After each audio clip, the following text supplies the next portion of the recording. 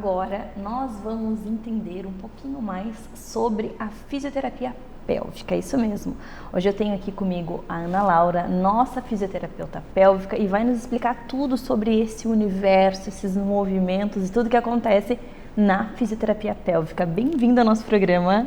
Obrigada, Mari. Tudo bem? Tudo ótimo, muito bom te receber aqui. Então, pra gente começar, queria que tu te apresentasse, falasse um pouquinho quem é a nossa fisioterapeuta pélvica, para depois a gente entender o que é a fisioterapia pélvica. Primeiramente, quero agradecer o convite, é um prazer estar aqui.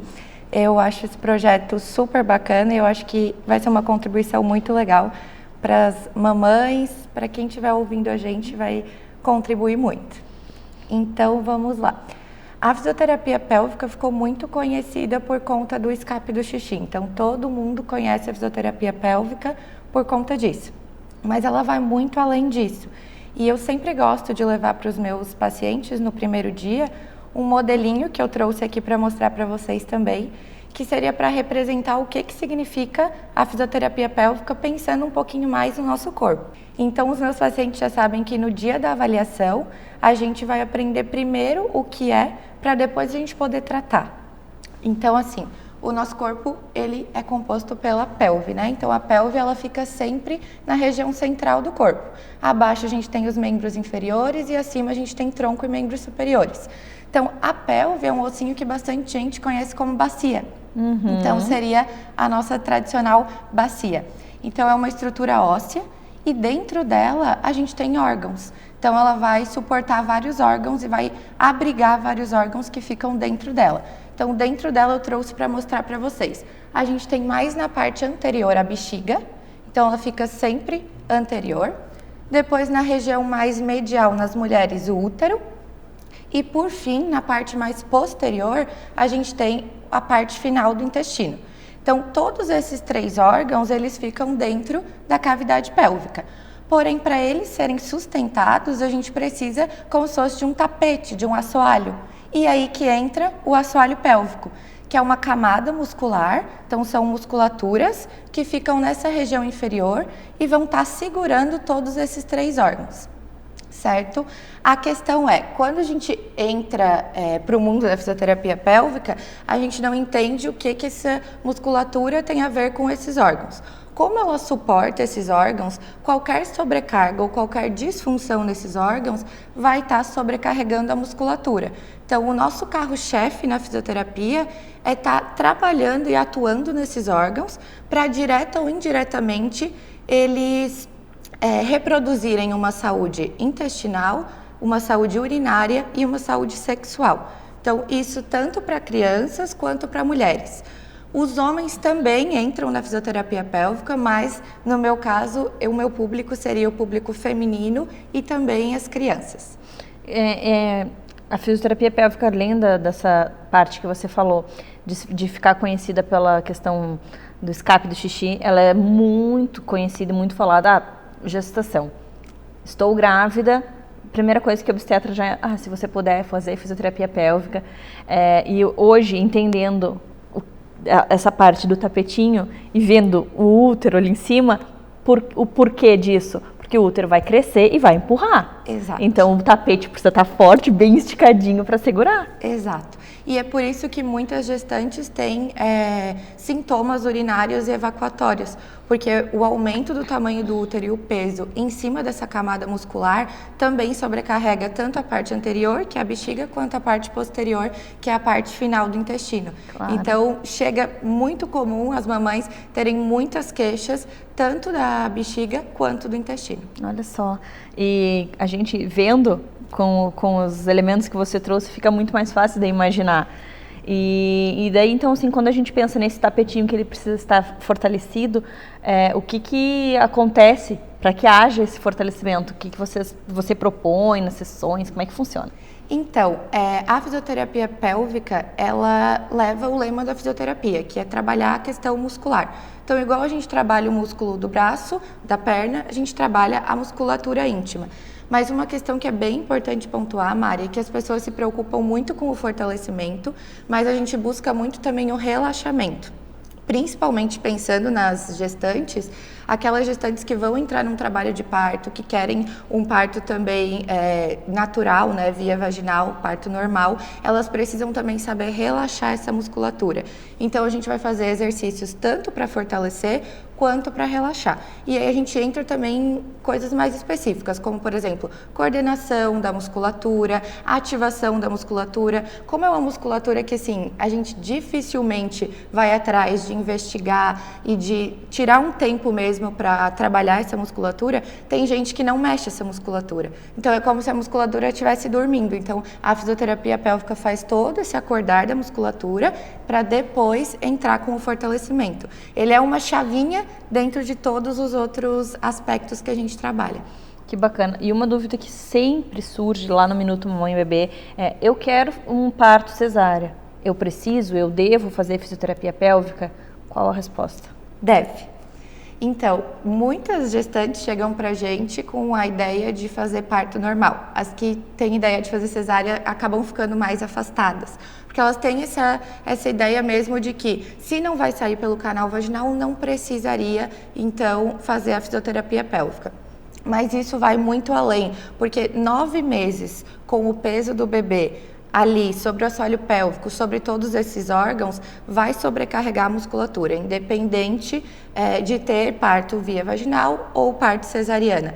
Nenhum estudo mostra que um tem vantagem sobre o outro em relação às disfunções do assoalho pélvico. Então, uma mulher que teve parto vaginal ou que teve parto cesárea estão ambas submetidas e sujeitas a ter disfunções do assoalho pélvico se não cuidado.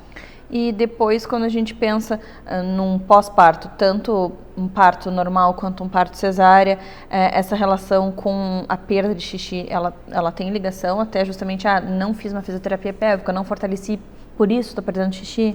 Isso, o que a gente mais percebe é que, assim, mulheres que se cuidam no período gestacional têm menos probabilidade de ter disfunções do assoalho pélvico no período pós-parto. E caso elas tenham, a intensidade acaba sendo menor. É isso que a gente tem notado na prática clínica. Nossa, amei as informações. Adorei entender um pouquinho do teu trabalho. Foi uma forma muito diferente de todas as formas que eu já tinha ouvido falar sobre a fisioterapia pélvica. Muito obrigada por estar aqui conosco, por fazer parte do nosso time, dividir conosco tanto conhecimento. E até a próxima. Eu que agradeço. É um prazer ter estado aqui com vocês.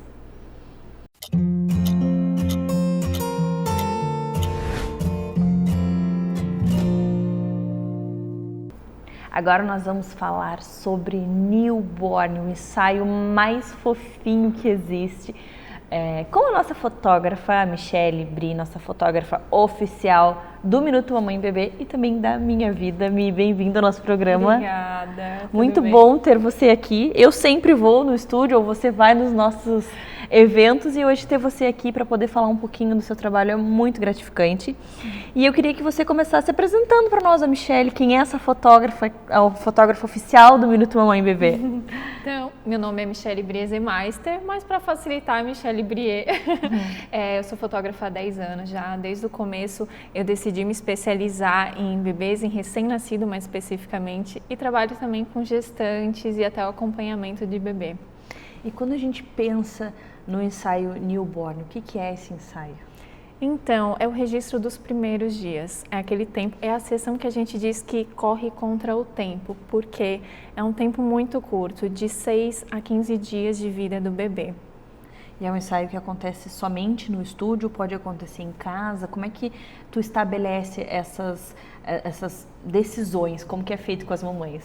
Eu trabalho hoje no estúdio, porque eu consigo dar um conforto maior para as mães. Então, é um ambiente que tem a iluminação perfeita, a temperatura, a umidade controlada. A mãe chega, já está tudo pronto, porque os primeiros dias é uma loucura, né? Meu Deus. Eu não tenho ensaio newborn. De tão doido que foi. Então, assim, também uma coisa que eu queria te perguntar é se é legal já ir conversando com a fotógrafa quando está grávida. Sim. Porque daí já consegue meio que planejar a data para ficar... Como é que funciona, assim? Sim, o ideal realmente é a mãe, quando está grávida, já se antecipar, não só por conta da agenda do fotógrafo, mas porque depois que nasce, o mundo vira de cabeça para baixo, né? A mãe não tá nem conseguindo dormir, né? Acho que eu digo que não, mal lembro o nome, né? É verdade. Então, quem dirá de lembrar? Então, assim, muitas mães, quando se dá conta de, meu Deus, a sessão newborn já passou o tempo, porque esse tempo tem um motivo de ter um tempo tão curto, que o bebê, depois que ele nasce, depois que ele sai da barriga da mãe, a musculatura dele começa a se acostumar aqui fora. Então ela vai se fortalecendo, o sono vai ficando mais leve, então o bebê começa a não aceitar mais algumas poses, né? E todas as poses da sessão newborn, elas são baseadas na posição que o bebê fica dentro do útero. Então são poses ergonômicas. E depois de um tempo ali começam as cólicas, a sessão começa a ficar mais longa, mais demorada e já não é algo mais tão ergonômico para o bebê. Então ele já não aceita mais. Então passou o tempo, não tem mais como fazer. Eu nunca entendia por que tinha que ser até os 15 dias. Pensava, mas não vai mudar tanto o rosto do bebê nesse período, não. Mas é justamente pela musculatura. Por isso que eles ficam assim tudo encolhidinho, porque é realmente reproduzir ali dentro da barriga da gente, né? Eu até digo que assim, ó, esse período, ele não é o ideal para a mãe, porque a mãe tá sem dormir, ela tá cansada, com a amamentação, a amamentação ainda tentando encaixar, mas para o bebê é o melhor período. Porque para o bebê ele ainda está naquele sono pesado, a cólica geralmente não começou, então assim é tudo muito mais fluido e a sessão ela é toda adaptada para cada bebê, né? Assim, a gente diz que tem esse tempo, mas tem bebê que às vezes com 10 dias começa a cólica. Então, eu digo que é uma sessão onde a gente conhece, quando o bebê vem, eu tenho já um protocolo que eu sigo para conhecer melhor o bebê, ver o que ele permite, o que ele não permite, porque é até engraçado que tem bebê que chega na sessão e ele não gosta que mexa, por exemplo, no braço direito. Por quê? Porque no útero ele estava assim, ele gosta de ficar assim para cima e não quer que bote aqui. Então, como que eu vou saber isso? Conhecendo. Eu não vou forçar uma posição, então eu não digo assim, eu vou fazer pose tal. Não, se o bebê não permitir, eu não vou. Então, tem as técnicas. Se eu vejo se ele está com cólica, eu enrolo o bebê para que seja aliviar, passar tudo. Então, tudo é adaptado para o bebê e cada bebê é um bebê. E muitas pessoas se preocupam também com a questão de é muito pequenininho, não tem vacina e tal. Como que é essa parte de higiene, todo o cuidado que tu tens? Eu já fiz várias fotos lá no teu estúdio e sou a prova viva de tudo muito limpo, tudo um período assim de distância de foto de uma família para outra, justamente para fazer. Mas eu queria que tu falasse quais são os protocolos que tu segue. Então, isso é uma questão que é por isso que é tão essencial também a mãe escolher um estúdio, um fotógrafo especializado nisso, porque é uma sessão diferente por causa dessas questões da imunidade e da fragilidade do bebê. Então o estúdio ele é todo higienizado. Eu higienizo o estúdio antes de cada sessão, deixo tudo pronto, as roupinhas, tudo usou, lava. Então assim, é tudo preparado para o bebê para que realmente não tenha risco nenhum, né? Não é uma sessão, eu digo que é uma sessão para ser agradável, uma experiência boa para os pais e para o bebê. Então assim, a mãe não precisa se preocupar com nada. E nessa sessão a mãe não precisa levar a roupinha do bebê? Não, comigo não. E a família participa ou é só bebê mesmo? Sim, é um momento que por mais que esteja tão cansado, vale muito a pena. Porque depois vai ser uma recordação. É uma recordação, a gente muda também, a gente às vezes foca tanto no filho e esquece que o tempo passa pra gente. Então é legal a gente ter essa memória nossa com ele para ver o quanto pequenininho eles eram, né? Então assim, vale muito a pena ter também esse registro. Nossa, que legal, Mi. Queria que tu passasse teus dados, teu Instagram, endereço, como que a gente faz para contratar os teus serviços, se quiser conhecer um pouco mais, conta tudo para nós. Então, o meu Instagram é Michele Brie Fotografia. Por lá já vai conhecer o meu trabalho, já vai ter os meus contatos. Todas as sessões são agendadas, então eu só atendo com o horário marcado. Então a mãe tem que se antecipar, entrar em contato com a gente e agendar o horário. Amei. Muito obrigada por vir aqui até nós, por dividir um pouco do teu trabalho conosco. Eu espero que você tenha gostado. Se você está grávida, a Mi também faz ensaio de gestante. Você já pode programar o newborn, depois tem acompanhamento. A gente vai falar sobre todos esses ensaios aqui. Eu tenho certeza que você vai gostar. As fotos dela são incríveis. Você viu rodando aí um pouco na nossa entrevista. E se você gostou, entre em contato com ela, que eu tenho certeza que ela vai registrar momentos incríveis da sua família. Obrigada, até a próxima. Obrigada.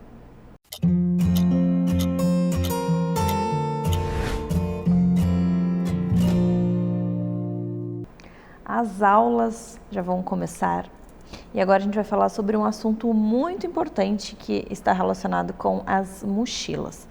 Qual a mochila ideal para o nosso filho?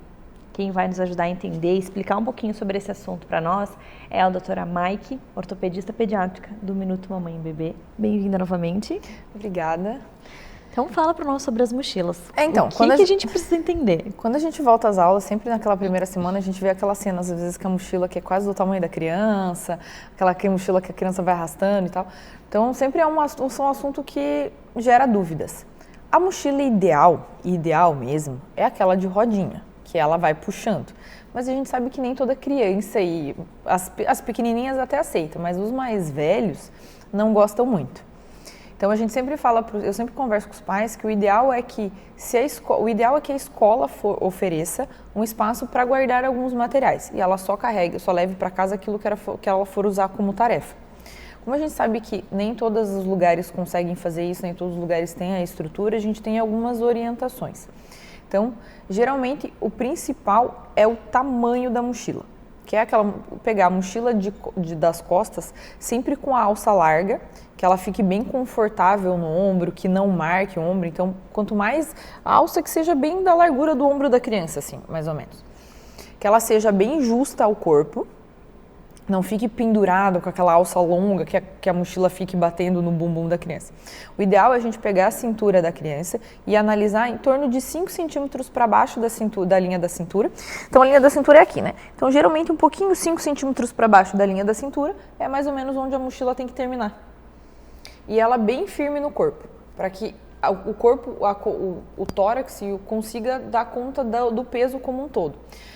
Tem algumas mochilas que até, se estiver melhor, tem aquela fivela na região da cintura, que daí você põe a alça e amarra a fivelinha aqui na cintura. Então ela fica toda justinha no corpo. Essa seria a mochila de costas adequada para a criança. Aí a gente está falando sempre também em relação ao peso. Tem algumas mochilas que são extremamente pesadas. Então a gente sempre calcula ali a mochila de acordo com o peso da criança. Então em torno de 10% do peso é o máximo. Então, uma criança com 10 quilos, óbvio que uma criança com 10 quilos não vai usar uma mochila, mas seria assim, 10 quilos, a mochila tem que ter no máximo 1 quilo. Uma criança com 30 quilos, 3 quilos. Então, às vezes, vale a pena para os pais pesarem mesmo a mochila. Pega a mochila da criança, vê se ela está bem adaptadinha, pesa ela, tem muita coisa, o que dessa mochila dá para ser tirado? Então, às vezes, as crianças gostam de levar vários brinquedos, várias coisas que são necessárias, tirar para deixar em casa mesmo, porque não cabe. Nossa, que interessante essa porcentagem da relação do peso do corpo, né, o peso corporal, com o peso que a criança pode carregar na mochila, porque realmente colocam várias coisas, daí leva lanche, garrafa de água e só vai somando e vai somando. O ideal é, por exemplo, tem a mochila com o material da escola, então tem ali, estojo, tudo que tem que ter para levar para o dia. Se isso está muito pesado, às vezes a lancheirinha separada para a comida, com a garrafa d'água, comidinha para ela levar na mão, é o ideal para ela não ter que carregar tudo nas costas. E aquelas mochilas transversais, que é num ombro só, tentar evitar, porque elas acabam fazendo com que a criança compense e não é que isso vai gerar deformidades na coluna, mas isso vai fazer com que ela mude a postura e pode gerar desconforto, dor na hora de carregar. Porque assim, 5 vezes na semana, durante 1 ano, então não é algo que a criança vai fazer esporadicamente, é algo que ela vai fazer o ano inteiro. Então é algo que realmente a gente precisa estar de olho. E às vezes a gente nem sabe o que as crianças estão carregando, a quantidade de livro. Levando o livro errado, que não vai ser nem utilizado naquele dia. Então, antes de dormir, se a criança vai para aula de manhã ou depois do almoço, se a criança vai para aula à tarde, revisar a mochila e ver se realmente tudo que eles estão colocando ali dentro é necessário carregar. Ver assim, o que ela tem no cronograma, esse livro ela não vai precisar hoje, tire e deixe em casa. Ou conversar às vezes com a diretora e tal, se existe a possibilidade de cada aluno ter seu armário e deixar o livro que ele não for usar como tarefa de casa, deixa na escola. Tá lá na escola e ele não precisa ficar carregando. Cuidar com tamanho do estojo, ver se realmente tem tudo que ele precisa dentro, se não tem excesso, se as meninas não estão corregando, tipo, ela já começa, dependendo da idade, começa a querer levar maquiagem, querer levar bonequinha, não sei o quê, para ver se isso não está gerando um peso extra na mochila, que é desnecessário. Junto com isso, tem que também, a mochila ela tem que ser respirável, então ela tem que ser aquele material mais, de preferência não sintético, um couro, um material mais resistente para que ele não rasgue, para que ele não comece a soltar a alça aqui na frente com o peso mesmo, vai rasgando ao longo do ano. E quais os malefícios dessa carga durante o ano inteiro, 5 vezes por semana? É uma sobrecarga que acaba sobrecarregando a parte da coluna mesmo. Eles podem começar a ter dor, desconforto, pode machucar um pouco o ombro, a musculatura, é cansativo para eles. Então, geralmente a gente fala assim, isso vale para o peso da mochila, isso vale para o excesso de peso da criança, por exemplo.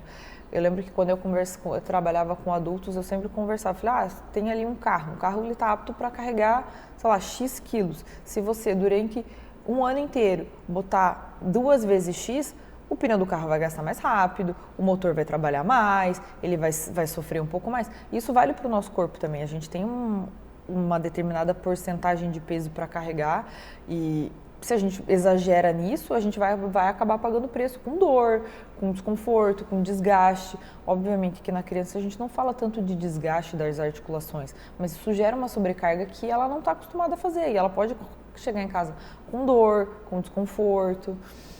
Cansada, não quero ir pra escola. Não quero ir pra escola. E a gente nem sabe porque, assim, é chato ter que carregar aquele peso gigantesco. Eu gostei desse assunto, eu acho que é algo que realmente nós precisamos analisar, porque faz muita diferença mesmo das crianças estar carregando todo esse peso. Acho que não é algo que eles precisam passar por essa situação, né? A gente sempre fala que o ideal é a mochila de rodinha mesmo, que daí o peso tá na rodinha. Mas a gente sabe que nem toda criança aceita ou quer uma mochila de rodinha. Chega uma certa idade que eles começam... Chega uma certa que eles não querem mais. Daí tem que tomar cuidado. E daí é mais ou menos a fase que eles estão ali, 30, 40 quilos, aí você já consegue ter um pouquinho mais de peso na mochila, você consegue selecionar uma mochila com 3, 4 quilos, ainda está dentro do adequado para eles. Adorei. Obrigada por trazer essas informações. Agora eu quero que você analise essa situação aí na sua casa, dá uma olhadinha na mochila, vê se está compatível com o peso corporal do seu filho, para que não exija tanto esforço e sobrecarga dos nossos pequenos. Espero que você tenha gostado e até a próxima!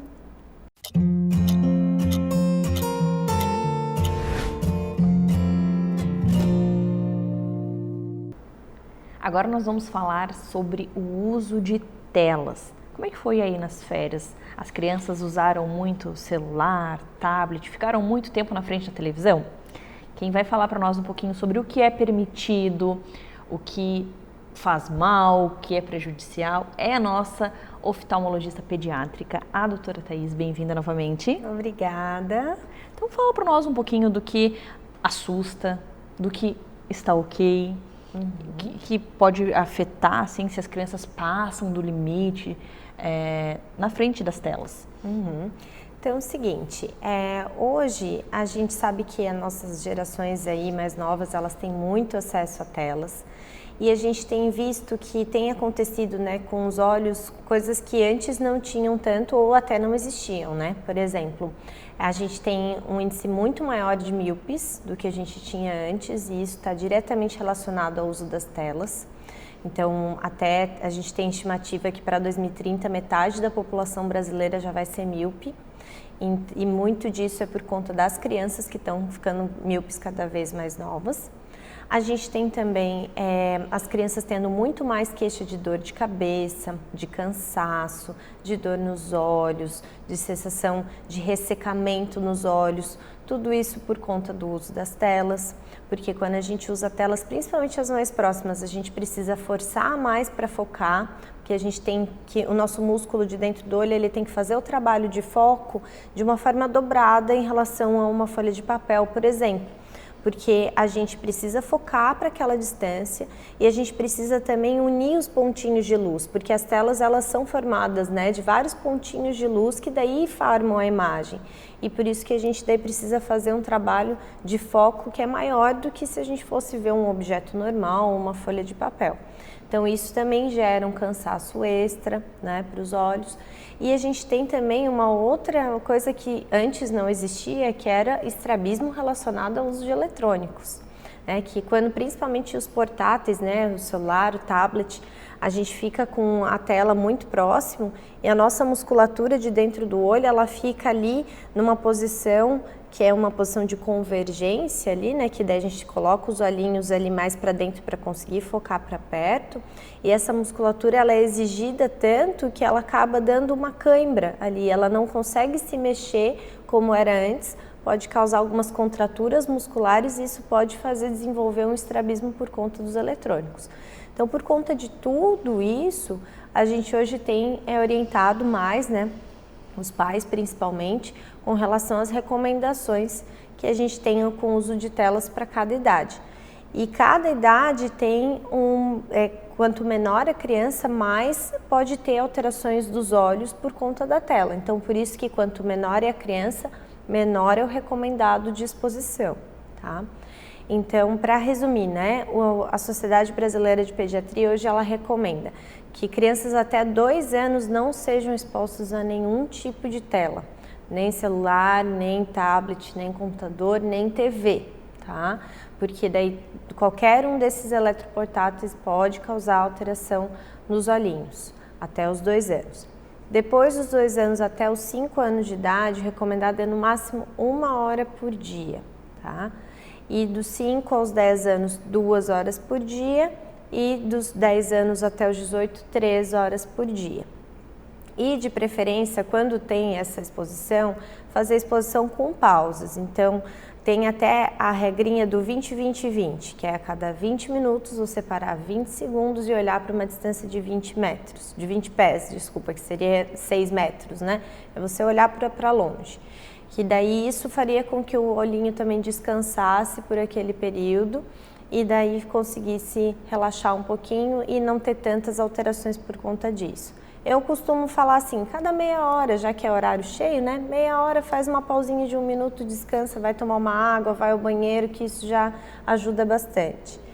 E também, né, então, o principal as pausas e também tem a distância, né? Então, a distância que é recomendado para cada tela. Então, o celular tem que estar a uma distância de pelo menos 30 centímetros do rosto. Tablet, computador, uma distância de um braço esticado, que dá mais ou menos 60 centímetros. E TV, uma distância de pelo menos 2 metros. Sendo que quanto maior a TV, maior tem que ser a distância. Então, essas são as recomendações assim, básicas para o uso das telas, para não ter nenhum prejuízo para os olhinhos das crianças. Infelizmente, a gente sabe que isso não acontece. Principalmente ali naquela parte de até 2 anos não ter contato nenhum. Isso e infelizmente é muito comum, né? A gente vê cada vez mais as crianças pequenas, elas têm acesso até por conta de distrair e tudo mais, né? Porque é mais fácil. E principalmente a proximidade, porque criança, ela sempre vai ser chamada muita atenção para coisas que são coloridas, para coisas que mudam de cor, para coisas que mudam a imagem. Então, a tela é o principal atrativo. E a tendência da criança é sempre se aproximar, porque ela quer ver no detalhe. E crianças até 5 anos, elas enxergam melhor para perto do que para longe. Então, o mundo da criança é de perto. Então, a tendência é sempre trazer as coisas mais para perto para poder ver no detalhe, porque é um modo que elas têm de interação com o mundo e de se desenvolver mais. Então, a tela vai ser um atrativo que elas vão se aproximar. E essa aproximação é que acaba trazendo o maior problema para os olhos. Nossa, muito obrigada por trazer essas informações para nós, esses alertas, essas explicações. Eu espero que você tenha gostado, que você cuide com carinho e com atenção dos olhinhos dos seus filhos. E se você tiver alguma dúvida, você pode mandar mensagem tanto para o Minuto Mamãe Bebê, quanto para a doutora Thaís. E vamos cuidar dos olhinhos das crianças para a gente tentar diminuir aí essa estimativa de crianças com miopia, enfim. Obrigada pelas informações e até a próxima. Até, obrigada.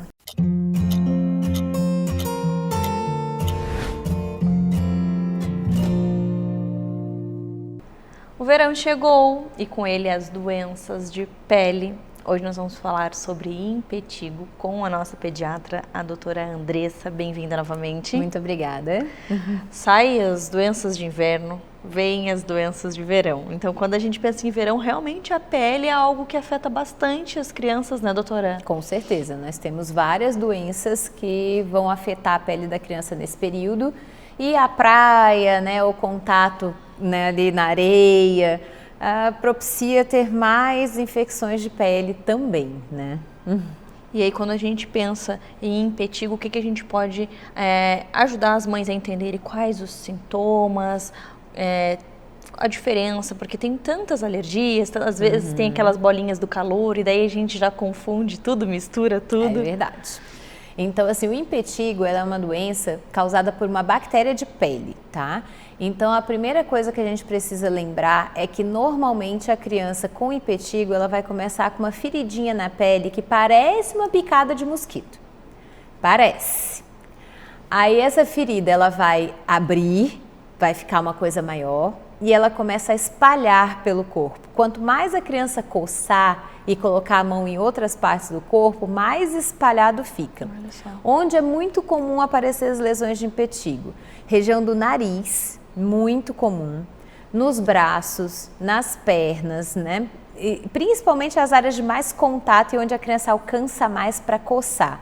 Só que não fica restrita a esses locais, então a criança realmente vai ter disseminação dessas lesões. E são feridas mesmo, gente, pode ter pus, vai fazer aquela casquinha, entendeu? Tudo isso pode acontecer. Uma outra coisa que a gente tem que lembrar é que como é uma infecção por bactéria e que pode espalhar pela pele, a criança pode ter febre também. Então a febre pode aparecer junto com essas feridas no corpo, né? E não adianta você só hidratar a pele, só lavar, né, com água e sabão, porque não vai resolver. Como é uma infecção bacteriana, precisa ser tratada com antibiótico. E aí a gente pode dar antibiótico tanto para a criança tomar, quanto antibiótico para passar no local. E quanto tempo as lesões ficam? Quando que some? Então, normalmente o tratamento é de 7 a 10 dias com antibiótico, depende de quanto está disseminado pelo corpo, né? E se a criança teve febre ou se não teve febre, isso também interfere no nosso tempo de tratamento. Essas lesões, elas vão deixar uma marquinha residual, né? Aquela manchinha na pele. Essa manchinha demora para sumir e depende muito da pele, né? Porque, por exemplo, na minha pele, na minha coloração de pele, as manchas demoram muito para desaparecer. Em pessoas mais brancas, normalmente elas demoram menos, né? Elas somem mais rápido. Então vai ficar uma certa mancha mesmo depois de tratado, né, a lesão. E aí o que tem para fazer é ou a pomada ou o antibiótico para tomar, Isso. hidratação, medicar para febre. Tem algum outro sintoma que vem junto, além da coceira? Na verdade, assim, a gente tem as complicações desse quadro, né? Porque se ela não for tratada logo, você pode acontecer de ter a infecção mais profunda na pele, não só na parte de superior ali onde apareceu a feridinha, mas acabar se aprofundando essa infecção e aí a gente ter outras complicações por conta dessa bactéria atingindo a corrente sanguínea. Isso é bem perigoso, então quanto antes puder tratar, melhor. Outra coisa que a gente não pode esquecer é que por ser uma bactéria, passa de uma pessoa para outra, né? Então entre as crianças brincando ali, né? Próximas umas às outras, é muito comum começar com um e daqui a pouco ir espalhando com todo mundo que está brincando junto. Olha só. E outra coisa que eu queria entender, doutora, é assim, quando a criança ela tá com essa doença, ela pode ser facilmente confundida pelas mães. Porque a mãe não sabe o que é. Então a mãe, às vezes, não, é mão, pé e boca. E aí não precisa fazer nada, é vírus e logo passa. E aí, como você disse, aumenta, pode ficar mais grave. Então, quando que é indicado a gente buscar ajuda? Quando já notou a primeira bolinha, sendo qualquer lesão na pele, não pensando só nessa doença que nós estamos falando. Então, quando que a gente procura ajuda médica, né? Primeira coisa, a gente precisa ver se tem outros sintomas que estão associados àquela lesão de pele, tá? E aí você tem que observar a lesão, né? Se for só um grosseirão na pele, assim, que a criança não tá coçando, a criança não tá incomodada com aquilo, não, é só um grosseirão, é só uma coisa vermelha, mas grosseira na pele. Tenta primeiro só hidratar a pele e deixar a criança com uma roupa mais fresca, mais tranquila, para ver se isso já não é o suficiente para resolver. Porque quando é só uma bolinha de calor, já vai ser o suficiente. Agora, se por acaso não melhora e a criança começa a se incomodar coçando, entendeu? Ou outras pessoas que têm contato com a criança começam a ter lesões semelhantes, né? Ou ela começa a se associar com febre, com outros sintomas, aí vale a pena sim procurar avaliação médica. Nossa, é muito bom a gente saber e lembrar, porque isso acontece muito nas escolas, de ver as crianças com uma bolinha, não, mas ele já teve uma picada de inseto. Só o profissional capacitado pode dar esse diagnóstico. E dessa forma, a gente evita tanto essa propagação de vírus e bactérias que a gente vê. Com certeza. E propaga mesmo, tá? A gente tem muitas lesões de pele, virais ou bacterianas, que vão passar de uma criança para outra, e aí na escola, na creche, nas colônias de férias, é muito comum isso acontecer. E a criança, ela pode pegar mais de uma vez essa bactéria? Pode. Como é uma bactéria que a gente já meio que tem vivendo na nossa pele ali, né? Ela só precisa ter o que a gente chama de uma porta de entrada. Aí a porta de entrada pode ser um ralado, pode ser uma picada de inseto, pode ser qualquer coisa, né? Ali uma topada que ela deu em algum lugar, entendeu? Abriu a pele, a bactéria entra e faz a festa. Olha só. Vamos cuidar então mais ainda dessas crianças para não se ralarem, porque se já está ali, não tem como prevenir. Exato, não tem. O que a gente usa normalmente é esses sabonetes antissépticos, né? É o que a gente pode usar para reduzir a quantidade, na verdade, né? Você não elimina 100%, mas você reduz muito a quantidade de bactéria que fica na sua pele. Mas, assim, tirar totalmente não tem como. Bom, então vamos torcer, porque é ganhar na Mega Sena. Doutora, obrigada por trazer essas informações, eu espero que tenha te ajudado. Vamos passar então um sabonetinho antisséptico, vamos hidratar a pele, ficar de olho, qualquer dúvida você busca ajuda profissional, para a gente evitar essa propagação, que a gente não quer com os nossos filhos, para os nossos filhos a gente não deseja para os outros também. Obrigada, até a próxima. Muito obrigada.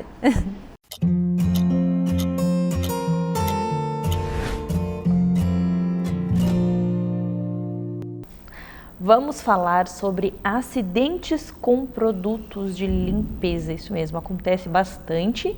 E quem vai nos ajudar a entender um pouco sobre o prejuízo que isso faz no corpinho das nossas crianças é a nossa gastropediatra, doutora Camila Vitek. Bem-vinda novamente. Obrigada, Mari. Oi, pessoal. Isso acontece bastante, Camilinha? Acontece. Então, a gente chama o nome médico, né? Seria ingestão de cáusticos. O que é isso? A maioria dos produtos de limpeza, eles têm esse poder cáustico, esse poder de queimar, de corroer, de dissolver a gordura, né? Então, são produtos que têm essa capacidade de limpeza. Entretanto, quando a gente lembra das embalagens, dos produtos que a gente tem em casa, se for pensar bem, eles são parecidos com os produtos também que a gente consome os alimentos. Então, não é incomum que a criança pequena, quando tem acesso àquele potinho de soda cáustica, não vai saber diferenciar se aquilo é um produto de limpeza ou se aquilo é um alimento. Então, é um acidente relativamente comum e a gente tem alguns detalhes que são importantes para evitar que o prejuízo seja ainda maior, né? Então, esse cáustico, ele pode ser um cáustico com ácido muito forte, ou ele pode ser uma substância básica. A gente pensa que vai ser só ácido, né? Mas assim, o que a gente chama de alcalino, muito importante. Então, quais são os cuidados, Mari? Assim, quando uma criança ingere um produto desse, é sempre, né, uma situação trágica. Por quê? Porque vai queimar aqui a região da boquinha, vai queimar a região, e dependendo da quantidade que ingere, né, vai queimando tudo. Então, quais são os cuidados? Sempre que se eu visualizar que a criança, de fato, ingeriu um produto, primeira coisa é respira fundo, calma, não faz a criança vomitar. É bem comum Os pais ficam tão desesperados que estimulam o vômito da criança, põe o dedo dentro para ela vomitar de volta. Mas o que acontece? O produto que entrou queimando, ele volta queimando. Então você piora ainda mais aquela lesão. Não dá nada, não é para dar água, não é para dar leite, não é para dar outro alimento. Por quê? Porque às vezes na hora que coloca lá no estômago um produto que queima, tu coloca o líquido, aquilo faz um processo de aquecimento e machuca mais ainda. Então a primeira coisa a ser feita é checar o que a criança engoliu, né? Então, teve acidente, tá aí, o que é isso? E a gente sempre orienta a ligar para o CIT, que é o Centro de Informações Toxicológicas, para definir se eu tenho que me preocupar com aquele produto que foi ingerido, sim ou não. Então, por exemplo, é um acidente super comum e que a maioria das vezes não oferece risco é a ingestão de água sanitária. A gente, poxa, ingeriu água sanitária, mas a água sanitária, aquela que é comprada no mercado, ela é bem diluída. E como ela é muito diluída, a maioria das crianças não tem nenhuma consequência da ingestão daquela água sanitária. Mas é importante ligar para o CIT para, de fato, ele orientar. Então, se eu vejo que não, ela engoliu algo e é algo tóxico, realmente tóxico, é procurar atendimento de emergência. Se ela engoliu, parece que está tudo bem, eu não pensei nisso, vamos observar. Tem algum sintoma respiratório? Está com dificuldade para respirar? Porque às vezes ela pode ter broncoaspirado aquele produto também, né? Então, tá tendo tosse? Está tendo algum sinal? Não, respiratório não parece nada. E aí, está começando a salivar? Porque o sinal que não consegue deglutir? Tentou oferecer algum alimento mais tarde, não conseguiu engolir? Então, todos são sinais de alerta para procurar um atendimento de emergência. O que a gente faz quando recebe um paciente desse? Contenção de danos. Porque o acidente já aconteceu. Infelizmente, a gente não tem uma medida protetiva. A proteção mesmo acontece com a segurança da casa, né? Então, mas esse paciente vai ser submetido provavelmente a uma endoscopia digestiva, onde nós avaliaremos o quanto machucou, o que machucou e para definir um prognóstico para essa criança depois, né? Se vai precisar ficar internada, se vai precisar passar uma sonda, se teve alguma perfuração. Então, nós temos algumas crianças em programa de dilatação do esôfago, porque esse produto foi ingerido, machucou e na hora que cicatrizou o esôfago fechou. E agora a gente precisa dilatar. Então, é algo que a gente pensa que não deve ser tão comum. É claro que eu tenho um viés, que é cuidar dessas crianças como referência do Estado, então nós vemos muito, né? Mas são muitas e cada história de vida ela é muito importante, né? Para aquela família, modifica a história de vida da criança, modifica a história de vida da família inteira, por algo que eu posso evitar, eu posso cuidar. Então, a minha proposta sempre, toda vez que a gente vê um caso, é de falar sobre isso para que a gente pare hoje e olhe de novo nossos produtos de limpeza, onde é que eles estão guardados, se eles estão guardados em embalagens que sejam de difícil manipulação para as crianças pequenininhas, né? Porque 80% das digestões de cáusticos é em criança menor de 4 anos. Né? Então, ou seja, sinal que ficou muito fácil para ela, porque a maioria delas não consegue abrir, né? Então, tem que reavaliar local onde está guardado, embalagem e sempre falar e sempre reforçar com as crianças. A gente sabe que elas nos entendem, né? Que isso é perigoso, que isso não pode, não deixar manipular, justamente por isso, assim, para evitar um acidente que é potencialmente grave e é, sim, potencialmente fatal também. Nossa, obrigada por dividir essas informações. Eu percebi o teu olhinho. É difícil porque nós somos mães e sim. Preocupa. Algo que eu acho bem importante também de falar é que às vezes em casa está tudo certo, mas quando a gente visita alguém e a casa não está protegida, e aí é um ambiente diferente, a criança obviamente quer explorar. Sim. E vai explorar e acaba se deparando com um potinho chamativo, um frasquinho. Isso. E aí acontece um acidente também fora da casa, onde a gente já está com tudo certo, assim. O que eu sempre falo não dá para tirar o olho 1 minuto. Não dá para relaxar. Só se tu fizer barreiras, assim, e olhar, bom, aqui não vai acontecer nada. E mesmo assim, às vezes, cai, bate. Então, a gente tem que estar sempre de olho. Sim. Obrigada por trazer essas informações, esse alerta para todo mundo. Obrigada, Mari. Obrigada, querida. Até a próxima. Até, amor.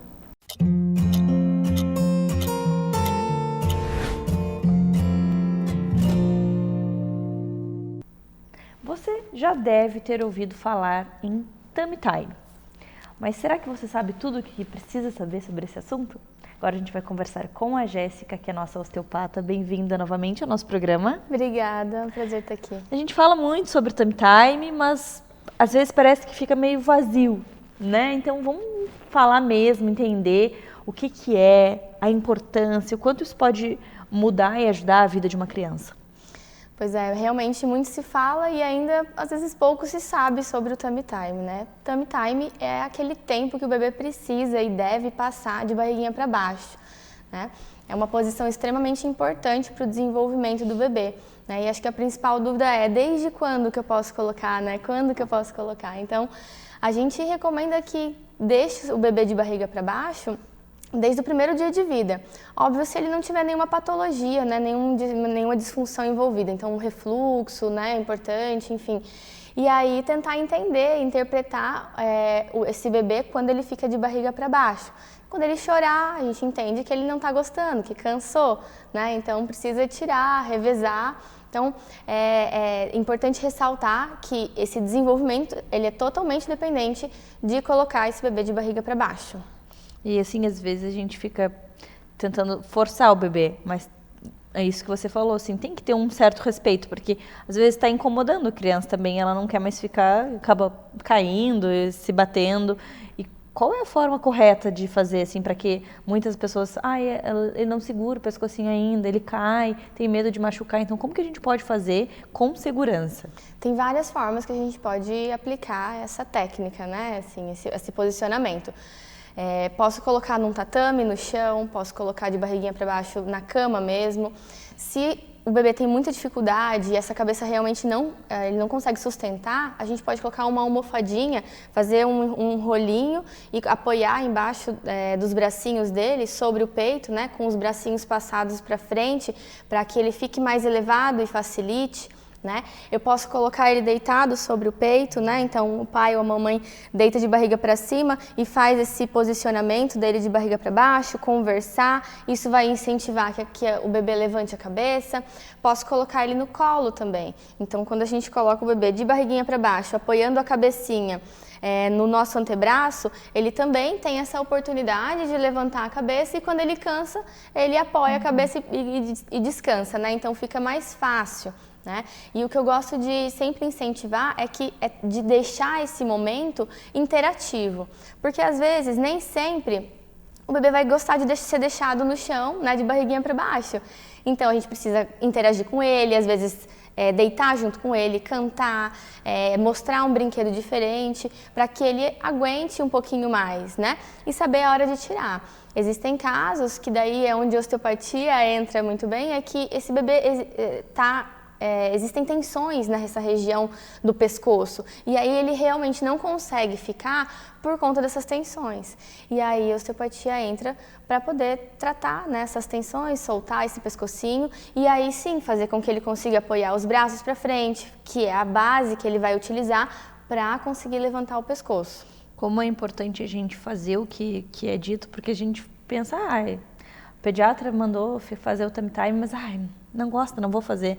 Mas às vezes tentou, o bebê não gostou, mas tem tensões ali. Então se você tentar ver realmente, não, mas só um pouquinho, vou avisar o pediatra que eu não fiz, o porquê de eu não ter feito para chegar onde precisa. Porque a gente sabe que existem benefícios para fazer o tummy time, senão não se falaria tanto e não se indicaria para todas as crianças, certo? Exatamente. E aí a mãe sabe quando tem alguma coisa de errado, né? Nossa, ele chora muito nessa posição, ele não gosta mesmo dessa posição, tem alguma coisa de errado, né? Então essa é a principal fala que vem no consultório quando a gente pergunta, faz tummy time? Ele não gosta, não consigo, ele não deixa. É normal as crianças até os 3 meses sentir dificuldade, mas depois dos 3 ela precisa ficar confortável, né? Então se o bebê tem mais de 3 meses e não consegue sustentar a cabeça, isso aí é um marco importante que precisa ser daí dado uma atenção, levar num profissional, numa fisioterapia, um osteopata, que vai entender o porquê que ele não está gostando de ficar, porquê que ainda ele não consegue sustentar esse pescoço.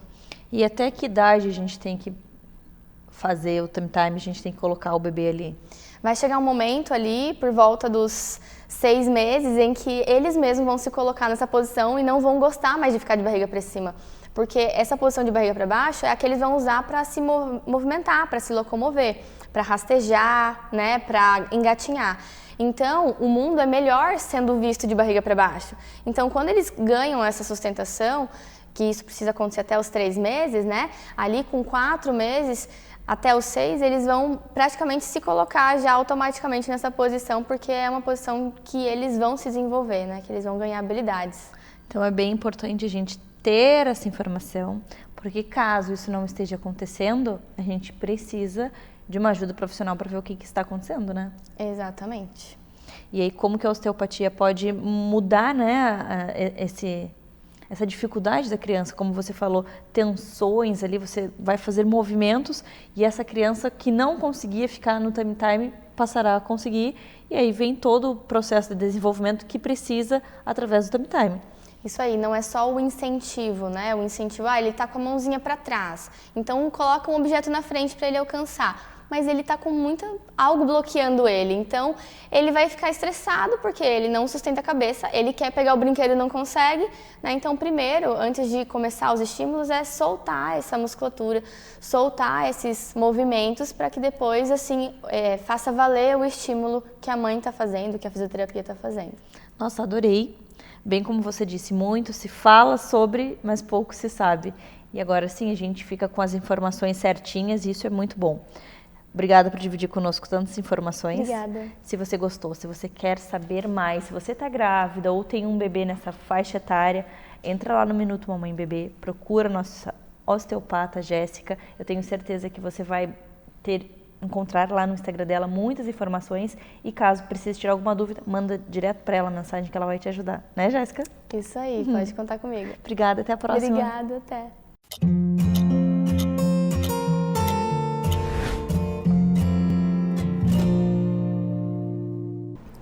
O nosso assunto agora é obesidade. Nós sabemos que tem muitas pessoas diagnosticadas com a doença obesidade e nós vamos falar sobre esse assunto com a doutora Karine, nossa endocrinologista. Bem-vinda novamente. Obrigada, Mari. Infelizmente, muitas pessoas obesas no Brasil, não só no Brasil, no mundo, mas como a gente está falando sobre o Brasil.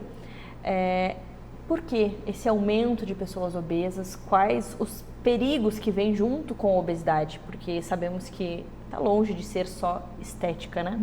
Com certeza. É muito importante a gente saber que a obesidade é uma doença, né? Muitas pessoas ainda não sabem disso e acham que é uma questão estética realmente por causa do peso, mas não. A obesidade, ela é uma doença, a gente precisa tratar e precisa olhar para esses pacientes de uma forma bem acolhedora também, né? Porque existe ainda muito preconceito com isso e aí acaba que, né, a pessoa se sente julgada, acaba demorando para procurar ajuda. E hoje em dia a gente tem um número crescente de pessoas com aumento de peso, com sobrepeso, com obesidade. Por quê? O nosso corpo ele é feito para guardar energia, né? O nosso corpo gosta de guardar as gordurinhas. Porque lá no passado, quem sobrevivia era quem conseguia armazenar mais, porque a gente caçava, a gente não sabia quando que ia ter comida de novo. Hoje em dia a gente vai no mercado e tem milhões de coisas à disposição e a gente tem muito produto também industrializado, né, que é feito com muitas coisas assim, muito excesso de açúcar, muito excesso de gordura para ele ficar bem palatável para a gente comer mais, né, querer comer mais.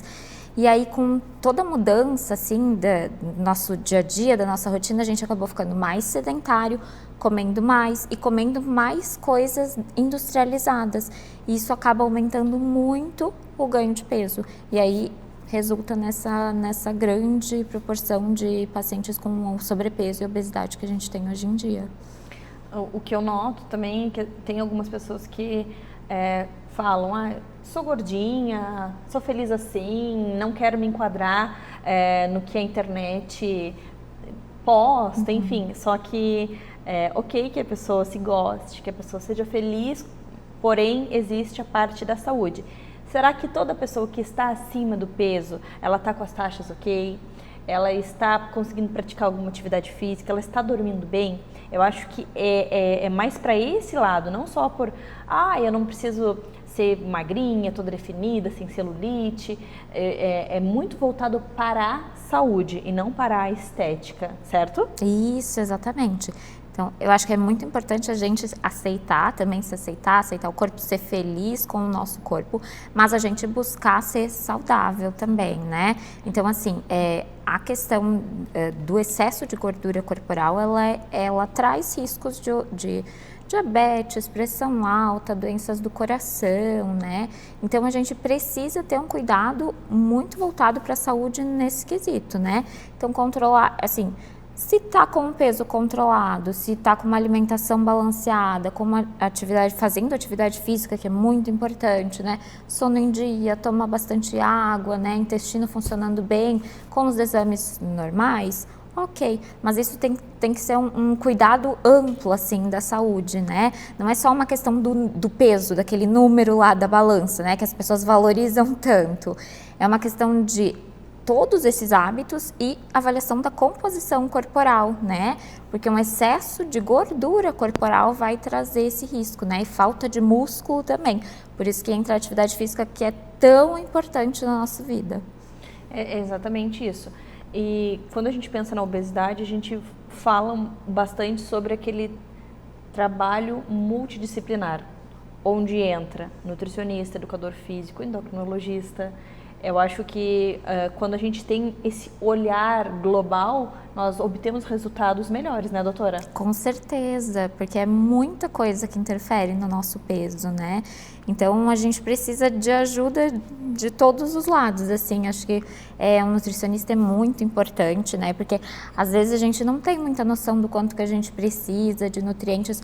Quando eu converso com os pacientes, assim, comem poucas frutas, poucas verduras, tomam 2 copos de água por dia. Então, é importante ter esse acompanhamento, é importante saber que tipo de atividade física vai ser melhor também, de acordo com as limitações, de acordo com o que tu gosta também, porque é importante a gente fazer alguma coisa que a gente consiga manter, porque essas mudanças, elas têm que ser para a vida inteira, né? Porque quem tem obesidade sempre vai ter uma tendência a ganhar peso, né? Porque é uma coisa crônica. Então, quando a gente faz todas essas mudanças, elas têm que se encaixar na nossa rotina, no nosso dia a dia. Não pode ser tão difícil, né? Fazer aquelas dietas malucas que a gente nunca vai conseguir manter. E para a gente, né, poder manter isso e se manter saudável ao longo da vida. Quando chega uma pessoa diagnosticada com obesidade até você, quais são os primeiros passos, o que vem nessa consulta, que vem pela frente? Primeira coisa muito importante, eu acho que é esclarecer isso, que a obesidade é uma doença, né? Porque tem muita gente que acaba sofrendo bastante preconceito, né? Tem muita gente que fala, imagina, tá acima do peso, é só fechar a boca, é só fazer atividade física. E não é só isso. O nosso corpo, ele tem a tendência de ganhar peso, ele não quer. Perder peso é antifisiológico. Então, né, conversar com o paciente, mudar esses hábitos, encaminhar para o nutricionista, né, fazer atividade física, fazer os exames, ver se está tudo bem, né, porque tem que avaliar risco de diabetes, de a pressão, né, alteração de colesterol. E, se for necessário, a gente pode começar tratamento, né? Existem várias medicações que a gente pode usar para perda de peso e que ajudam bastante nessa caminhada que é longa e acho que a maior característica que a gente tem que ter é persistência, né? Porque é isso, é uma mudança para a vida inteira. Nossa, adorei. Muito obrigada por dividir conosco tantas informações e espero que você também tenha gostado.